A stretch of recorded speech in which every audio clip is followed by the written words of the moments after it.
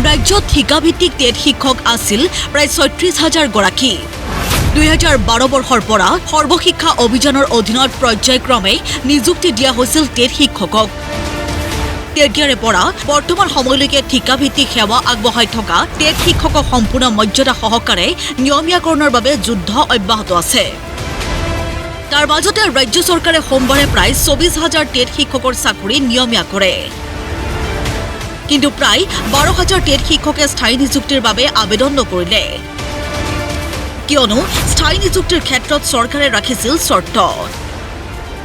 ২০১২ বৰ্ষৰ পৰা শিক্ষকতা কৰিলেও টেট শিক্ষকজনক ২০২৪ বৰ্ষতহে নিযুক্তি লাভ কৰাত দেখুওৱা হ'ব।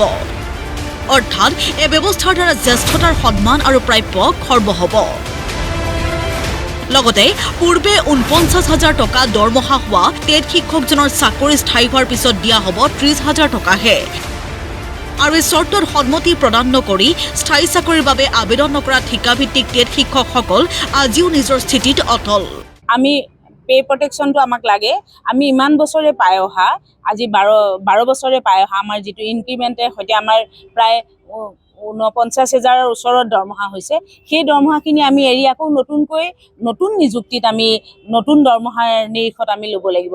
সেইটো আমি মুঠেই এৰিয়াবিলাক আমি এৰি আহিব লাগিব আৰু মুঠেই আমি তাত আমি তাৰ প্ৰতিবাদ কৰিছোঁ। স্থায়ী নিযুক্তিৰ নামত যি ভেকু ভাওনা চলাইছে, ইয়াত আমি মুঠেও সন্তুষ্ট নহয়। চৰকাৰখনে কৈ আছে যে সম্পূৰ্ণ নতুন তেওঁলোকে স্থায়ী নিযুক্তিকৰণ কৰিছে, কিন্তু ইয়াত সম্পূৰ্ণ নতুন নিযুক্তি হৈছে।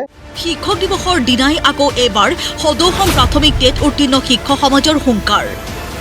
বৰ্তমান পাই থকা দৰমহা কৰ্তন নকৰাকৈ, জ্যেষ্ঠতাৰ মান্যতাত আঘাত নোহোৱাকৈ ঠিকাভিত্তিক টেট শিক্ষকক নিযুক্তি প্ৰদান কৰিবই লাগিব শিক্ষা বিভাগে। আৰু আমাক ২০১২ চনতে নিযুক্তি দিয়া হৈছিল আৰু নিযুক্তিৰ সময়তে আমাৰ চাকৰিসমূহ আচলতে নিয়মীয়া ৰূপত আমাক নিযুক্তি দিব লাগিছিল। কিন্তু সেই সময়ত অসম চৰকাৰে কৰা এটা ভুল, আজি ১২ বছৰতো তেওঁলোকে সেইটো শুধৰণি কৰিব পৰা নাই। আৰু সেই নিযুক্তি প্ৰক্ৰিয়া আৰম্ভ কৰোঁতেও কিন্তু আমি দাবী উত্থাপন কৰিছিলোঁ যে আমি যিটো দৰমহা আজি তাৰিখত পাই আছোঁ, সেই পাই থকা দৰমহাটো কোনো কাৰণত আমাৰ কমি যাব নালাগে। কিন্তু তেওঁলোকে ব্যৱস্থাটো কৰিছে এই ধৰণৰ যে যদি আমি সেই স্পেচিয়েল ৰিক্ৰুইটমেণ্ট ড্ৰাইভত আবেদন জনাই আমি নিয়মীয়া শিক্ষক ৰূপে পৰিগণিত হ'ব লাগে, তেনেহ'লে আজিৰ তাৰিখত শিক্ষকসকলে পাই থকা দৰমহাৰ পৰা ১০-১৫ হাজাৰলৈকে টকা আমি এৰি দিব লাগিব আৰু আমি আমাৰ চাকৰিটো কৰি থকা বিদ্যালয়খনতে সেই একেটা পদতে আকৌ সম্পূৰ্ণ নতুনকৈ আৰম্ভ কৰিব লাগিব। আৰু যিটো ব্যৱস্থাৰ বিৰোধিতাৰে আমি মহামান্য গুৱাহাটী উচ্চ ন্যায়ালয়ৰ দ্বাৰস্থ হৈছিলোঁ আৰু গোচৰ পঞ্জীয়ন হৈছে, সেই গোচৰ বৰ্তমান সময়ত বিচাৰাধীন অৱস্থাত আছে। আৰু বিচাৰাধীন অৱস্থাতে অসম চৰকাৰে কিন্তু এই বিশেষ নিযুক্তিটো তেওঁলোকে সম্পন্ন কৰিছে। স্থায়ী নিযুক্তিৰ বাবে আবেদন নকৰা ১২,০০০ ঠিকাভিত্তিক শিক্ষকৰ দাবী মানিবই লাগিব বুলি ক'লে।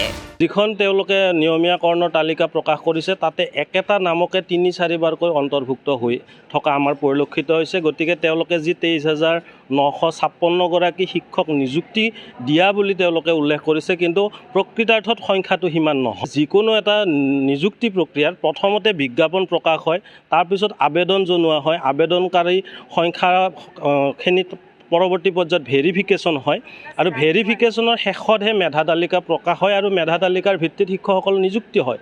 কিন্তু এইবাৰ আমি ওলোটা ছবি এখন দেখিবলৈ পাইছোঁ যে প্ৰথমতে আবেদন হৈছে, যিমানে আবেদন কৰিছে সকলোকে নিযুক্ত কৰিছে আৰু নিযুক্তি দিয়াৰ পিছতহে এতিয়া ভেৰিফিকেশ্যনৰ ব্যৱস্থা কৰিছে। এতিয়া যিটো ভেৰিফিকেশ্যনৰ ব্যৱস্থা কৰিছে যে শিক্ষকসকলে আকৌ পুনৰ ভেৰিফিকেশ্যন কৰিব লাগিব, আমি সেইকাৰণে বিচাৰিছিলোঁ ভেৰিফিকেশ্যনটো আগতে হোৱাটো, কিন্তু এতিয়া তেওঁলোকে পিছত কৰিছে। এই ভেৰিফিকেশ্যনত যদি কোনোবা শিক্ষক এনেকুৱা আছে যাৰ বয়সৰ যিটো সীমা, চৰকাৰীভাৱে চাকৰি লাভৰ বয়সৰ যিটো সীমা, সেইটো যদি তেওঁ অতিক্ৰম কৰিছে, তেনেহ'লে সেই শিক্ষকজনৰ চাকৰিও অনিশ্চয়তাৰ মাজলৈ যাব। কাৰোবাৰ যদি একাডেমিক কোৱালিফিকেশ্যন যিখিনি আছে, সেই একাডেমিক কোৱালিফিকেশ্যনত যদি কিবা বিভ্ৰান্তি আছে, তেনেহ'লে সেই শিক্ষকসকলৰো চাকৰিসমূহ অনিশ্চয়তাৰ মাজত যাব। শিৱসাগৰৰ পৰা মুজাকিৰ আহমেদ আৰু ডিগবৈৰ পৰা বুবু গগৈৰ ৰিপৰ্ট, প্ৰতিদিন টাইম।